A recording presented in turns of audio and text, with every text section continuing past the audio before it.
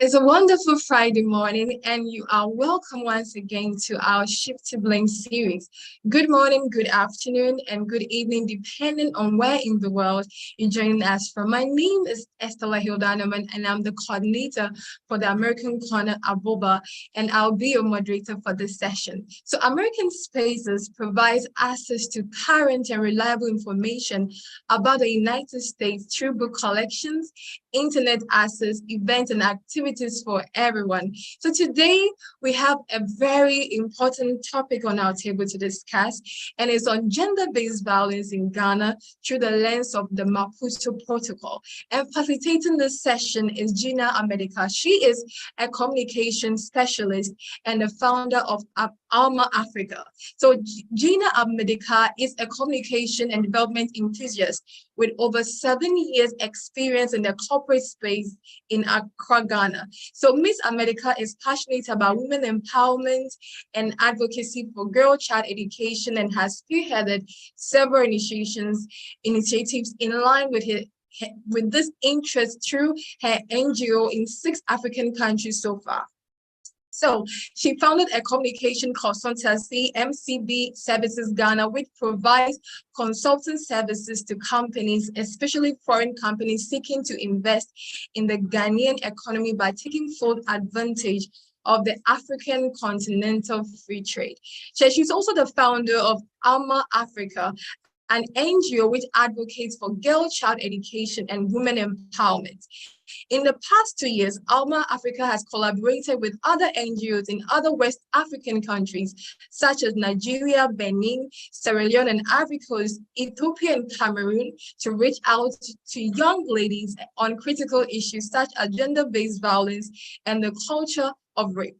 She's also an awardee of the 2022 Mandela Washington Fellowship and was trained in public management at the Syracuse University, New York, under the auspices of the U.S. State Department. So during the session, please type all your comments or questions in the comment chat below, and they'll be well addressed. Thank you for staying with us, and now I'll hand it over to Gina. Thank you, Estella, for the introduction. A very good morning, good afternoon, good evening to our cherished listeners or viewers, wherever you're joining us from, you're welcome. We do hope you make a date with us every Friday. Today we'll be having a very interesting conversation on gender-based violence in Ghana through the lens of the Maputo Protocol. But it's important to give a bit of background or perspective to what gender-based violence is, just to give a bit of understanding to everyone else who's perhaps coming to terms with the term gender-based violence for the first time. My name is Gina, as been said. So we'll give a bit of background. This is our outline for today. We'll talk about the Maputo Protocol and then delve into the themes under the protocol or the charter. We'll also look at how these themes are integrated into the Ghanaian laws, look at the successes of the charter so far in Ghana and the significance as to why we should even get to know about it in the first place. So what is gender-based violence to a layman or anybody who's or listening into a conversation on gender-based violence for the first time? According to the European Union, gender-based violence is any act of violence that affects persons of a particular gender disproportionately. It's important to note that gender-based violence affects both genders, as both men and women are open or prone to being abused. However, it's important to note that women are most affected when it comes to gender-based violence. And in this term, we often use the term violence against women. Violence against women is understood as a violation of human rights, and a form of discrimination against women, and shall mean all acts of violence that are likely to result in physical, emotional, psychological, economic suffering of women. It's important to take into context, by highlighting some statistical basis. 30% of women have experienced either physical, sexual, or physical or sexual violence in their lifetime, as compared to the 3.4% of gender-based violence reported cases against men, according to the Dutch Asbelt International 2020. So if you just up to both statistics, you realize that it buttresses the point I made earlier, that though gender-based violence affects both women, women are more prone to this form of violence as compared to men. Now let's look at it in a Ghanaian context. According to the Domestic Violence Victim Support Unit in Ghana, which is the arm of the police force that deals with issues related to gender-based violence in Ghana, 31% of women in Ghana experience gender-based violence. This is a very, very high figure and worrying phenomenon. It means that Ghana is 1%, based on the statistics, Ghana is 1%, women, 1% higher than the usual projected figure globally, which is worrying, which means that we ought to take very drastic steps in. Hello? Hi, Estella, can you hear me? Please, can you kindly share your, yes, please, we can. Can you kindly share your screen and then your video as well mode? We can see that from our end. Oh, okay. Let me try it again. Thank you so much. Okay, let me try it again. Can you see it? Can you see my screen now? Yes, please. It's visible. Okay. Okay. All right. So again, sorry about that. So 30% of women, as we've gone over the statistics, it is important to note that women in Ghana, the prevalence of gender-based violence against women is 1% higher than what's happening globally, which is extremely worrisome, which means that we ought to be able as a country to find measures to curtail this activity as soon as possible. What are the driving factors of gender-based violence in Ghana? Even though, if you look at these factors, we've contextualized it to the Ghanaian society, but more often than not, it is the case. It is the case globally. In Ghana, Hi, Gina. there are four main. Yes. Yes, please. Hello, sorry Stella. about the interruption, but can you kindly? Yes, please. Can you kindly share your screen? I am sharing my screen your slide. Actually, for my. I'm sharing my slide. Yes, but it looks like we can see it from here. Can you see it now? Because I'm sharing it. Can you see it now? No, please. Wow. Okay, can you try to project from your end? I don't mind going with yours. Okay, all right then. Yes, since you can't see, try to project from your end. Should I stop sharing screen to allow you? Yes, please, you can. Okay.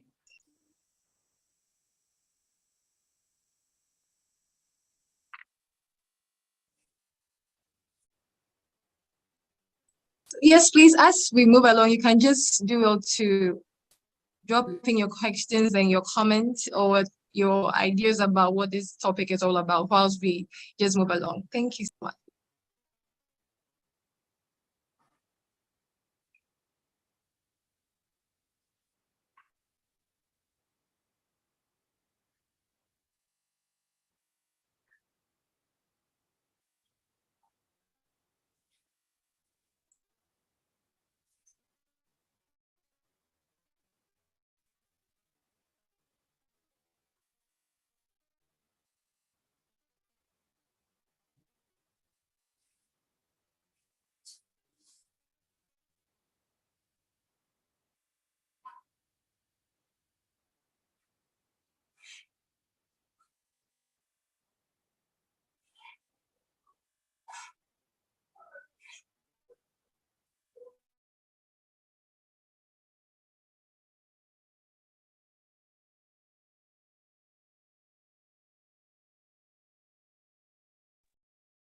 Gina, please, you can go ahead and present whilst I just roll up.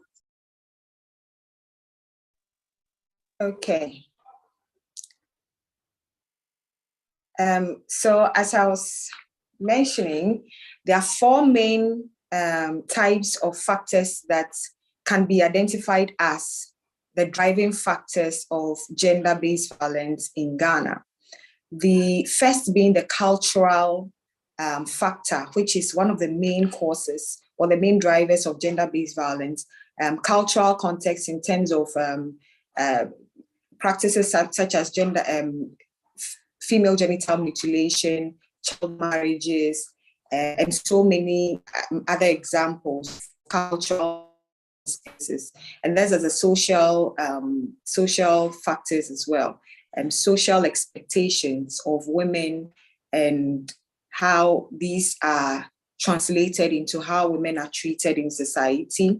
And then there's the economic factors, where women tend to be, in our society, tend to be more dependent and less economic empowered as compared to the men. There's a political factors as well. These political factors can be identified as the lack of judicial or legal frameworks that back the protection of the rights of women in Ghana.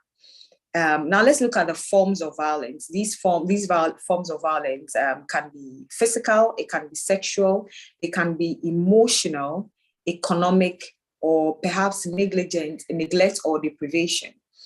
So examples of these forms of violence: physical violence, of course, by hitting a person; sexual violence, physical abuse, sexual abuse, and so on and so forth. And these highlights very difficult stance, especially for the 31% of women who experience various forms of gender-based violence, which is why we must all rally against these forms of violence and curtail it as much as we possibly could. Estella, could you move the presentation, the slides over to the Maputo Protocol now? The next one. The next, yes, thank you. Please go back one more slide. Just go back one, yes. This brings us to the conversation for today on Maputo Protocol. We've already touched on examples. Please leave it on the Maputo Protocol.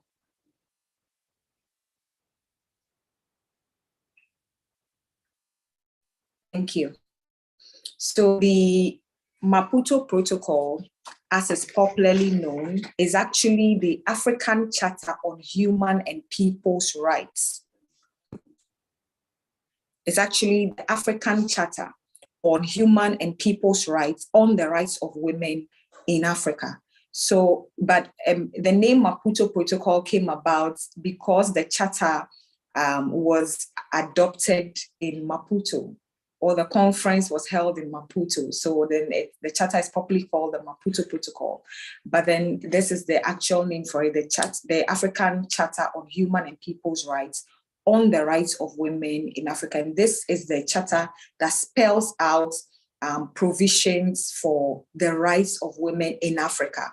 It is actually the document that forms the basis, or the very legal it gives a very fundamental legal basis for how women in Africa should be treated and how women can seek redress, legal redress, should their rights be curtailed in any way. And this particular charter was spearheaded by is still spearheaded by the African. It's actually spearheaded by the African Commission on Human and People's Rights. I see that Estella has left. So let me try to share my screen. Estella seems to be facing some challenges. Let me share my screen now. The African, I hope you can all see my screen now.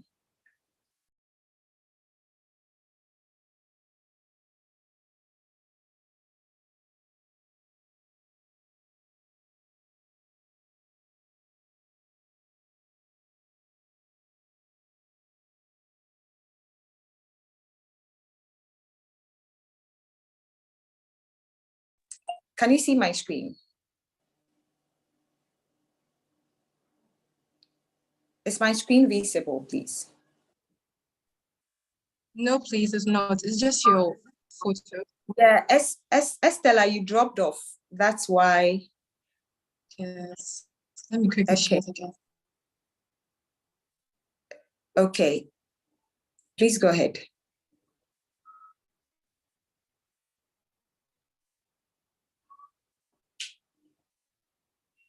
Okay, please move to the next. Yes, so this.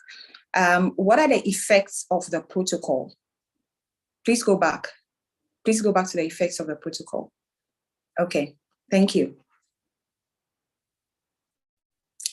Why was the need for the Maputo Protocol at all? Or what need does the Maputo Protocol seek to satisfy? And what should the effects be thereof? Of course, we know that the rights of women in Africa and championing these rights, safeguarding these rights are important. And you'd think that every country makes provision for this purpose, which is the case. But then based on the different or differing socio-cultural contexts, most of these countries, most of us as African countries are most likely to pass laws within the lines of our cultural expectations, and thereby still limiting some human rights or some basic rights of women on the continent. And therefore, it was important for the Maputo Protocol or the African Union, and through the Mission of African and through the Commission, to come up with a Maputo Protocol to serve as, or to provide, to serve as a very blanket, or to serve as the standard for how women should be or are expected to be treated in Africa. Because without the standard, then there isn't any measure or expectation from the respective countries. So the protocol seeks to guarantee the extensive rights to African women and girls, and includes progressive provisions on the harmful traditional practices, especially child marriage, female genital mutilation, etc. And also makes provision for the reproductive health and rights, looks at the roles in political processes, looks at the economic empowerment of women and ending violence against women, among other provisions. Please, let's move to the next slide. Yeah. And in providing this particular important document, African countries were expected or encouraged to adopt this particular, the protocol as a working document. And ratification is a very important step as the first step to adopting. But after ratifying, which is like adopting or acknowledging the document, it's important for the respective countries to go further to domesticate it. In this sense, put it into a working document, and not just adopt it, but then after adopting, domesticate it and integrate it as a working document in your respective legal instruments. And so far, this instrument came into force in 2005. However, since 2005 to 2023, 42 African countries have ratified this document, which means they have adopted it as a working instrument in their respective countries as to curtail the respective abuses against the rights of women. Ghana ratified this document on June 13, 2007, and not just ratification, but we have gone ahead to domesticate it as a working instrument in our country, as by an act of parliament. So this document becomes not just one that is known to the country, but one that is used by Ghana in their fight against domestic violence and other forms of violence against women. The next slide, please. Hello, Estella. Oops. Okay, it seems to have lost Estella briefly.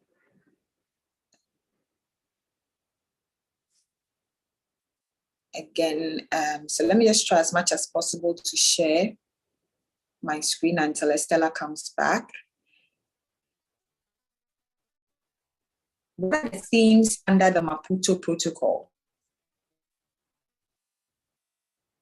Or what are some of the extensive rights of women that the Maputo Protocol seeks to satisfy?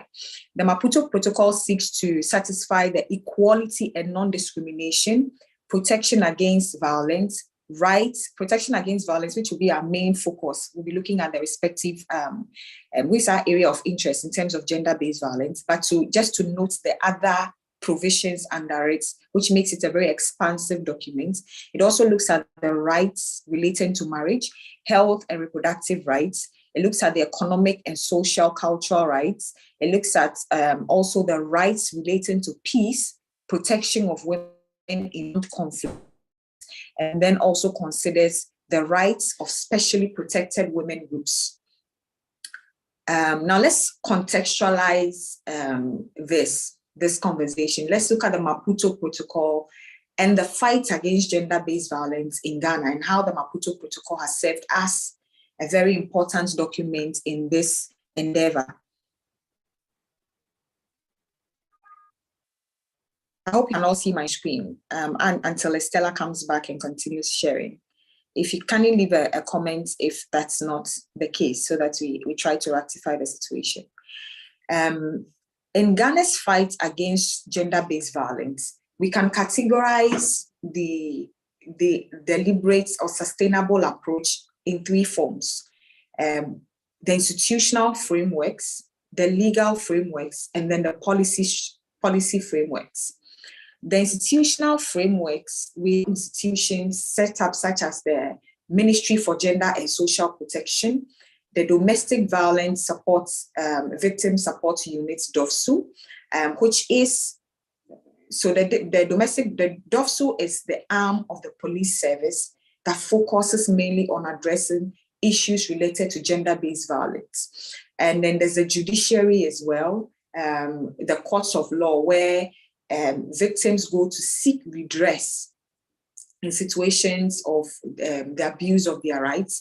And in this case, I think the judicial system in Ghana has gone ahead to set up gender courts, which are only focused on addressing issues related to gender-based violence in the bid to expedite cases against against gender-based violence, against women, especially to expedite cases against violence on women.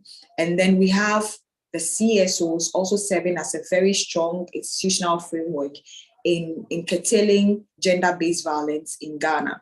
And all these institutions, even though have existed before the ratification of the Maputo Protocol, have gleaned an extensive power or legal provision on which they stand in the implementation of their roles. So the Ministry of Gender and Social Protection, it's the arm of the government, let's just say the ministry, that focuses on gender-related issues and the protection of rights of women, the welfare, general protection and welfare of women and children in this country.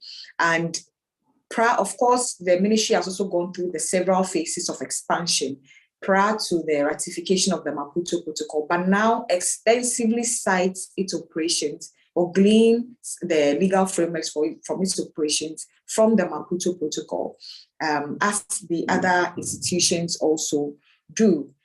These are the legal frameworks spelled out in the 1992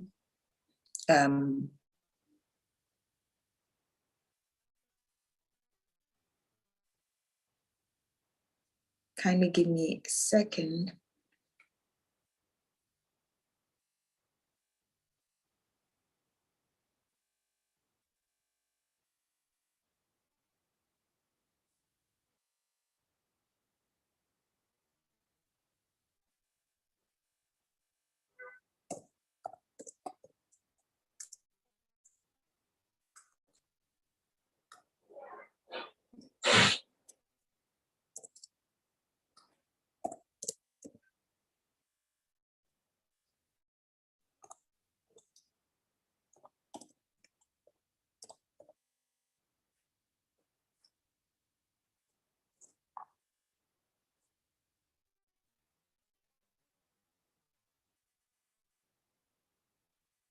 Okay, so sorry about that. Let's look at the legal frameworks again.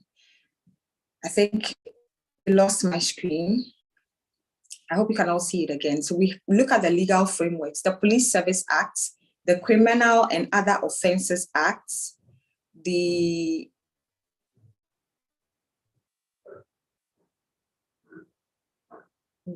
Children's Act, and then the Ghana Domestic Violence Act of 2007.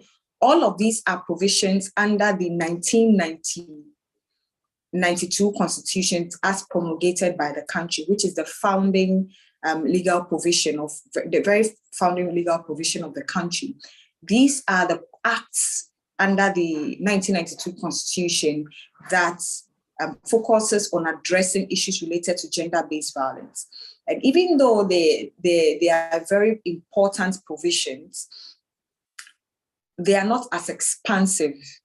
Of course, if you look at the acts, they barely introduce, or they barely focus or touch on perhaps the economic empowerment of women, the sustainability of women, and all other aspects of a woman's development. So there were gaps in the legal support for women. But then in the adoption of the Maputo Protocol, we can tell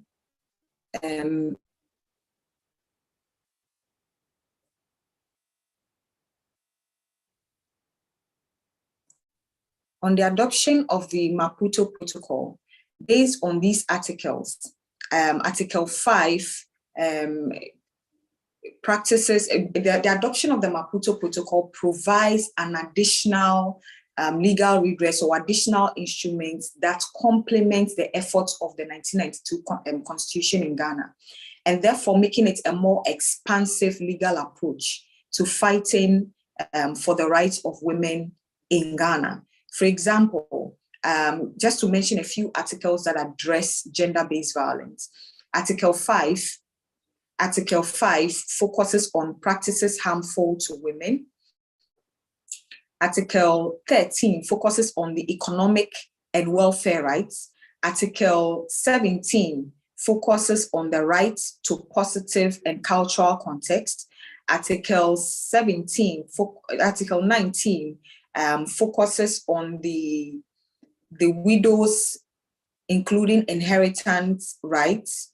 Then we look at Article 20, and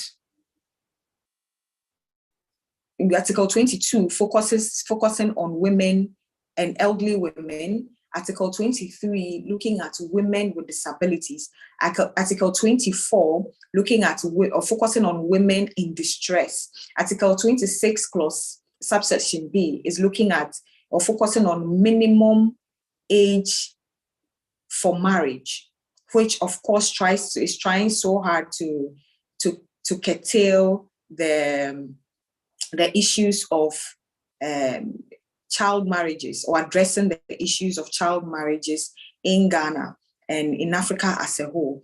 So you can tell that based on the very extensive and expansive provisions of the Maputo Protocol, it complements the efforts of our 1992 Constitution in providing or in safeguarding the rights of women on our continent, in our country specifically, and makes it thereby making it a very important addition or a very important ratification.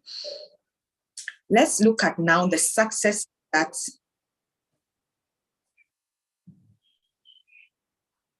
let's focus now on the successes that the protocol has chalked. What are the successes that the protocol has chalked so far? What are the successes? It served as a very important legal provision for us as a country, a very important legal provision for us as a country, providing a very expansive and extensive argument for the protection of the rights of women in our country, in Ghana. Hitherto, of course, there was the provision of the 1992 Constitution, But then, as I projected earlier, it was not as extensive as we have, as the complement, as the Maputo Protocol has come to complement, which makes it very important. The Maputo Protocol also serves as a caveat for the rights of women and how women should be treated, or the expectation of the treatment of women on the African continent. Hitherto, this document, most African countries pass these laws based on their own cultural, sociocultural context, thereby still providing a leeway or room for some of these rights to not be safeguarded. But the provision of, or the existence of this particular document makes it a very blanket expectation, which is good, which means that there's a general expectation as to how women on the African continent ought to be treated and their rights ought to be safeguarded. This also, the Maputo Protocol also serves as a monitoring and evaluation tool.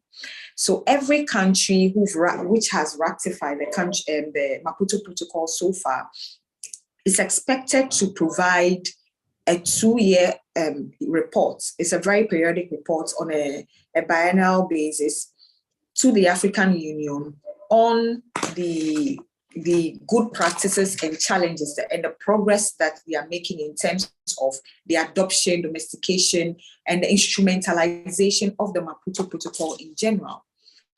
And it makes it very important to be able to track or provide, to be able to track how the rights of women in Africa is being safeguarded, and where the gaps are, where the challenges are. And based on identification of the challenges, there can be room or provision to mitigate these challenges as early as possible. But without a legal instrument this expansive and without the expectation of countries to adopt it, you are unable to monitor clearly, because there's no caveat. If each African country should be allowed to come up with their laws as they seem and deem fit, there's no caveat for monitoring and evaluation. But then, because there's a legal provision now, we're able to tell per index and based on the periodic reports provided, that this is how this progress is being made, measure these progresses, and be able to tell based on how the challenges are being mitigated as to how the charter in a whole can be perhaps strengthened. Because what we're looking for is a more sustainable development of women, and we can only satisfy this provision by making sure that we do have a very a solid document that speaks to a very sustainable approach, and especially in its way of implementation. The document in Ghana, the Maputo Protocol, also helps in addressing harmful and cultural practices in Ghana.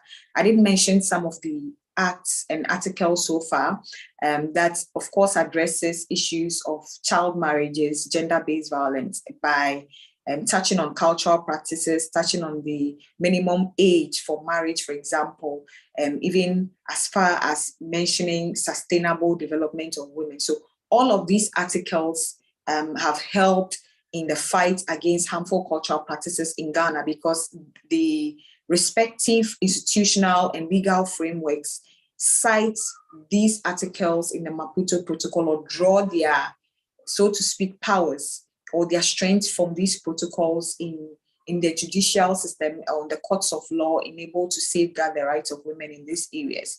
It also helps in the provision or the promotion of economic safety nets. And we take a critical look at the respective articles that have been mentioned so far. You realize that provisions have been made for the economic safeguarding of women, or the economic empowerment of women. Is one of the very important areas that, when I mentioned or touched on the legal frameworks that the 1992 Constitution, for example, makes provision for in terms of protection of rights of women, you realize that you didn't have any clause in there that touched on the economic empowerment of women. But this is where the Maputo Protocol comes in to complement that particular stance, because then there's a need, it makes provision for economic and safety nets and economic empowerment of women. So by adoption and ratification of this particular document, the government of Ghana is now liable, or is impressed upon, to make into law and to take action in the economic empowerment of women. And we can tell by so many initiatives so far, and by the government, so many initiatives have come up with a LEAP project, projects that seem to empower women in agriculture.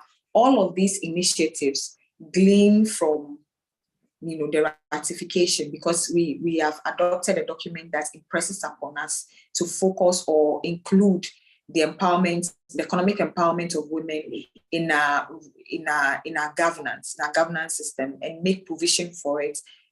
Perhaps once the countries, once we are preparing our budgets, for example, and forecasting into the future, all these need to be ingrained and integrated into them. These have been the successes so far, main successes so far of the ratification in Ghana. So why should we know about the Maputo Protocol at all? Why is it important for us to keep, trying to highlight the importance of people knowing about the protocol? I have been particularly disappointed in speaking to so many women who are in the women empowerment spaces, who have several organizations for the rights of women in various aspects, who do not know about the Maputo Protocol at all. They do not know about the very fundamental document that is a working framework for the development of women in our country, and even on the African continent entirely. You not knowing about it is like not knowing, perhaps trying to embark on a course and not knowing the basis for your course at all, or not having you are not armed with the right information to go about your duties. But it's important to know about the Maputo Protocol. It's important to speak. It is important for women and groups, not just women, groups working, both women and men, groups working for the empowerment of women, to know about the protocol, know the provisions thereof, and are able to spell it out, and are able to, of course, integrate that in their day-to-day running. So it's important to educate. Of course, education goes in various spheres to various sectors, and of our economy. You're looking at the government to educate and make sure that the governance systems or structures, in this case, the Ministry for Gender and all other sub-institutions under it, are well aware of the provisions of the Maputo Protocol, because of course it helps with the sustainable implementation. The judicial system also, the education of it, especially for lawyers who work in the GBV spaces, and also the judges, everybody who's in the judicial space that works in relation to alleviating gender-based violence in Ghana. It's very important for this education to be able to be provided. And I think I came across an article that speaks to the fact that there were some workshops in the judicial system. It says that there's a periodic workshop in the judicial system on the provisions of the Maputo Protocol, which is encouraging, of course. It's important for us as CSOs to know about it. Otherwise, how are you advocating for the rights of the women? How are you able to know of the rights of women if you do not know about the very provision that spells out the rights? How do you know that the rights of a woman is being infringed upon if you don't know what her rights are in the first place or to begin with? So it's important for CSOs working in the gender space and gender units to know about the very provisions of this particular charter. It's also important for women in general to be aware or to know about this particular charter, because then if you know your rights, it's very easy for you to demand or stand for your rights. But if you do not know it, you wouldn't even be able to tell if those rights are being curtailed or are not being safeguarded. So it's important for women generally to know about these rights. And I would even further call for the education, especially to women in general, to permeate into our respective rural communities. So far, a bit of education here and there, especially for women, some women in the NGO and civic education spaces, but it's important for this to permeate even to our basic education level, so that women understand that the women and young girls in general understand that there's a Maputo Protocol that gives, of course, powers or complements the efforts of their 1992 Constitution in safeguarding the rights of women in Ghana. It's important for every woman and girl child to know this. So education of stakeholders is very significant. And advocacy, the Maputo Protocol is very, very significant in advocacy. What are we pushing for if we don't know what we are pushing for?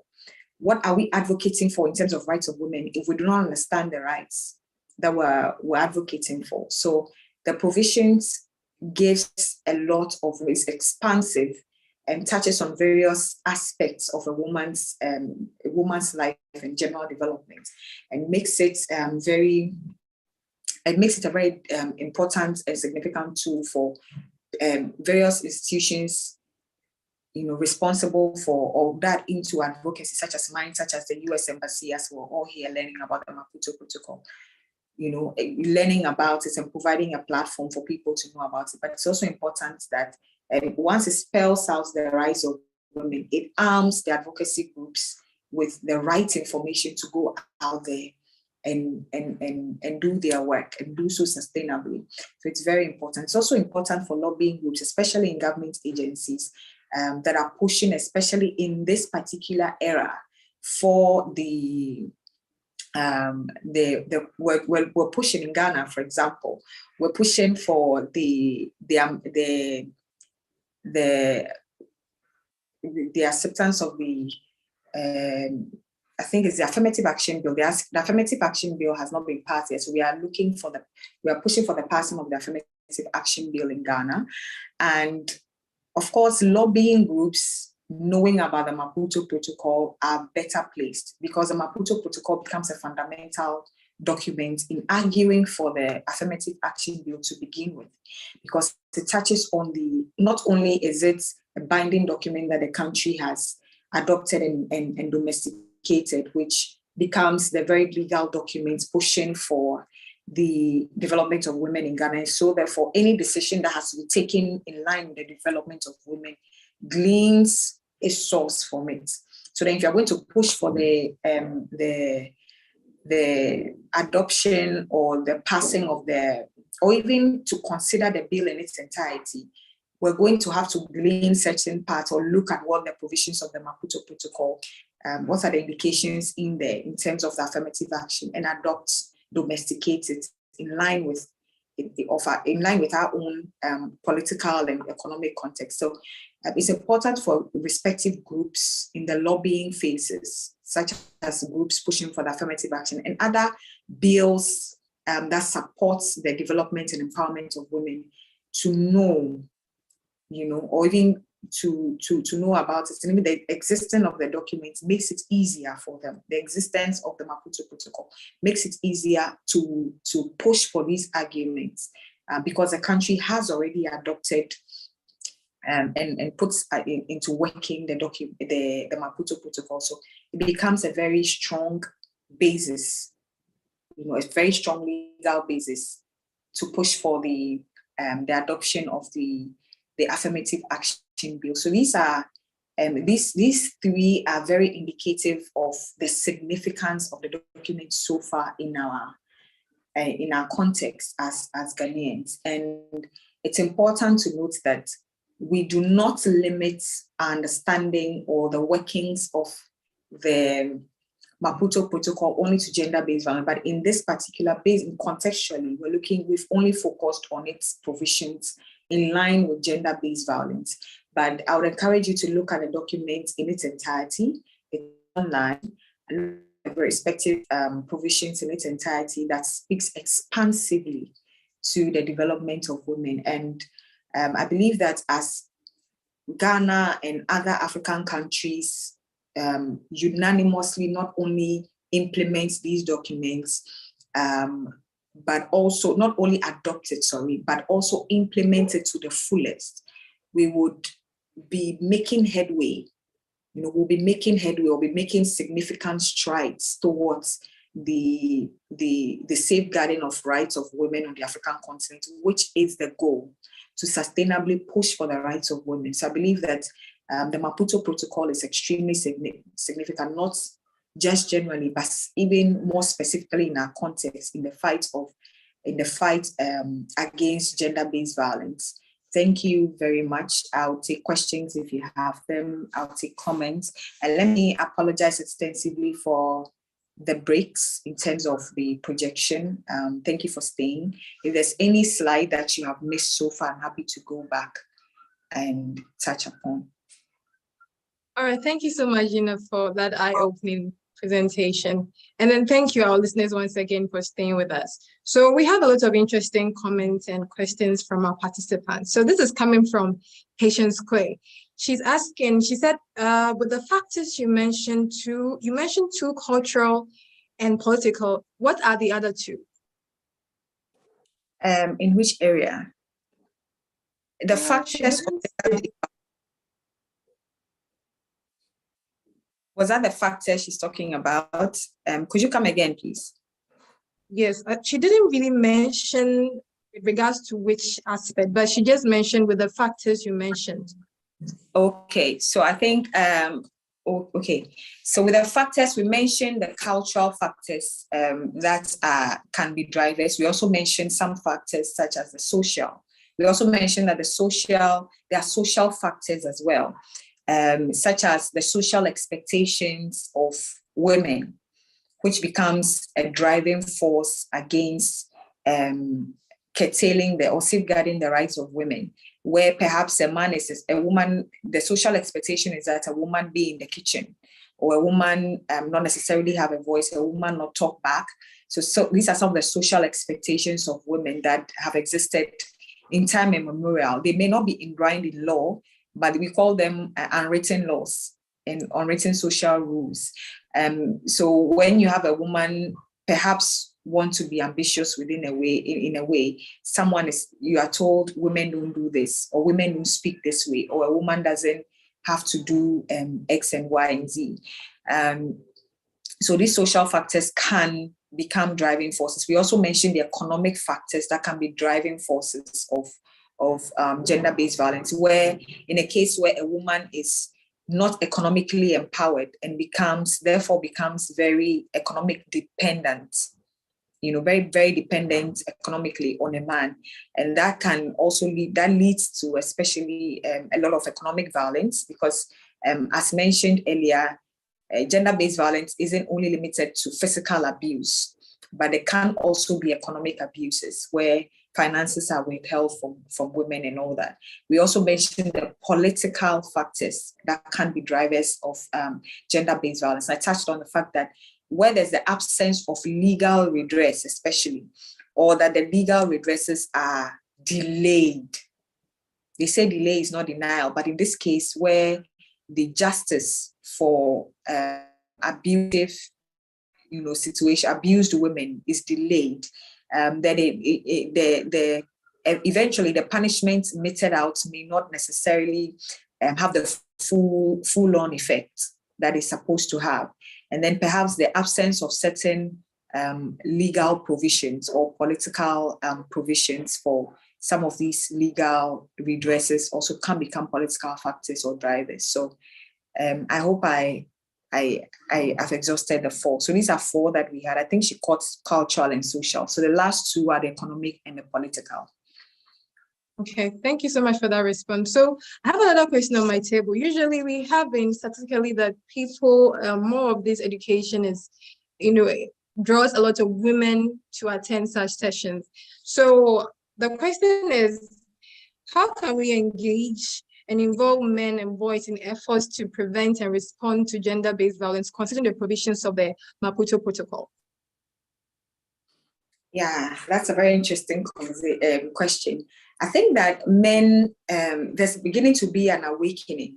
I attended a conference last week, I think last 2 weeks, by WorldAF. It was organized by WorldAF, which is also one of the groups that pushes for the rights of women across Africa.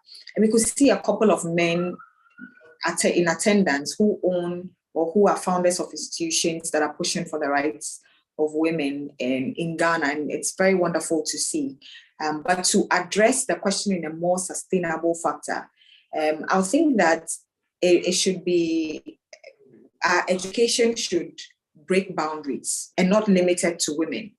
We should hold engagements in a way that encompasses or brings men into the fold. So, for example, we had a project in the Upper West region sometime last week, and it was important that in our stakeholder engagement, we meet the men as well, because these are if women are more at the receiving end of gender-based violence, it means that men are the main perpetrators. So if we're engaging the victims, it's important to also engage the potential perpetrators. So that we can, in a way, educate them. Most people are working, especially in the rural communities, are working with their previous understanding of how a woman, or a previous understanding of a woman's expectation. So breaking the boundaries of our activism or advocacy to include men and education of men is also very important. The third point would be, in our educational system, we should, as I mentioned, include these kinds of education, especially in our religious and moral. I know it's no longer a course, but perhaps social studies. Let's make provisions for conversations like this. We should also make provisions for, educating or touching on, charters such as the Maputo Protocol. People need to learn early. And as we're teaching young boys, young girls at a very early stages, we stand a greater chance of realigning their thoughts or re-educating them at a very young age, and that breaks the social cycle. So my response to her will be that I think progress is being made, and which should be encouraged. The second will be that we ought to break bounds in terms of our advocacy to include men. That's the only way we can have more men in the fold. And the third would be to have these forms of education permeate into our educational system to make it a more sustainable approach. All right, thank you. That has been rightly said. Thank you for that response. So we have another question coming in from Patience Quay. Why is Ghana not promoting the Maputo Protocol since Ghana ratified it in 2007? This it would even interest you to know that the last time we presented the report was it 2009 or so. We haven't even, the last time, I think the conference I attended, they said Ghana is on the wanted list at the AU. It was a very interesting way to put it. Ghana is on the wanted list because we have not presented a report in over a decade. And it says a lot about the way we are even working with the document to begin with. We are not reporting. So how are you able to track the performance of the document if you're not preparing reports and presenting them? But now we're told that the respective arms, such as the Attorney General's Office, the Ministry for Gender and Social Protection, and the other arms of government responsible for putting the report together are working on it. That's what we've been told. So I would say that even in the implementation and the reporting of it, we are lacking behind. We are lacking behind seriously. And so if we are not preparing our reports, little wonder it is that we are not even promoting it to begin with. We are not promoting it to begin with. And that's where I say that if the government isn't doing so, then CSOs can take up the challenge and complement the actions of government. But again, the government ought to look at things from a very multi-sectorial approach, or have a very multi-sectorial approach to this, and not limiting the documentation to just adoption and working. But we have to also look at the education bits and find a way of including or involving the educational sector and how this document, as I mentioned, and what it provides can be taught as early, because we are taught about the 1992 Constitution in school, as far back as primary school. So why don't some of these ratifications and charters also be included, so we know as early as possible? So the government ought to take steps. That's not being done at the moment, but they have to take steps to include that in our curriculum, in I think very soon or at some point. But this is where we are, and this is what we have at the moment. So I'll just encourage the CSO to take up the challenge and mitigate the visible challenge that we have in terms of non-communication, and try to complement the efforts of the government. Yeah. Thank you so much. That implies that we all have a role to play, and this is a call to action. Yes. So another question that I have is, in your own field of experience, in terms of your experience in the field, can you share any success story you have had in relation to applying the Maputo? Yeah, I would say last week we launched our projects on literacy, and our literacy projects basically. Initially, we were just focused on gender-based violence, education, and we weren't looking at things expansively. But I learned about the Maputo Protocol somewhere last year, to be honest, and it was an eye-opener. I looked at how expansive the document was and how it touched on the respective acts. And that became very fundamental to restructuring the operations of our NGO, because we realized that, okay, we might have a main focus looking at how the protocol and how the provisions of the protocol and how it is. You might have a primary focus, but it's important to have underlying or sub-interest as well, aligned to it. So we decided, okay, then let's include a literacy project. So we launched a literacy project in one of the schools in the Upper West region, and that is to sort of not only complement the educational activities or educational provisions of the respective schools, and also not only helping us address gender-based violence, but in pushing for the literacy project, we're also looking at abused young girls and providing those psychological support, girls that have dropped out of school due to early pregnancy and all that. We're looking to push into having a scholarship project that brings them back to school, and also providing computers, trying to raise funds, and coming with donors, providing computers and all that. And the most interesting thing is, it's not only limited to girls now. We include younger boys in all of these advocacy projects, which seems to satisfy the education that we're looking at, or we're seeking to give, or we're seeking to project. Without looking at things more expansive, we may be looking at things to a narrow lens. So this I'll say has been the main success after learning to work with and within the confines of the Maputo Protocol. All right, thank you so much, Gina, for that. Thank you for the great work that you are doing, by the way, and it's certainly a really good example for all of us to follow, but we just have to wrap up right about now. So before ending today's program, I want you to know more about an amazing online resource that you may find helpful. So this is the eLibrary USA. The eLibrary USA is the premium electronic database that includes digital newspapers, magazines, journals, videos, and dissertations. Usually this resource is only available to use in person or at American spaces, but with the global pandemic, we are opening up access to this amazing resource. If you are interested, sign up using the link that can be found in the comment section below as well. And let's do what to, spread the word. This is a new thing that we are all learning, and we can all, spread information and do a very good work to eradicate gender-based violence in our society. So till we come your way again, my name is Estelle Yanaman, and thank you so much for staying with us. Have a great day. Bye.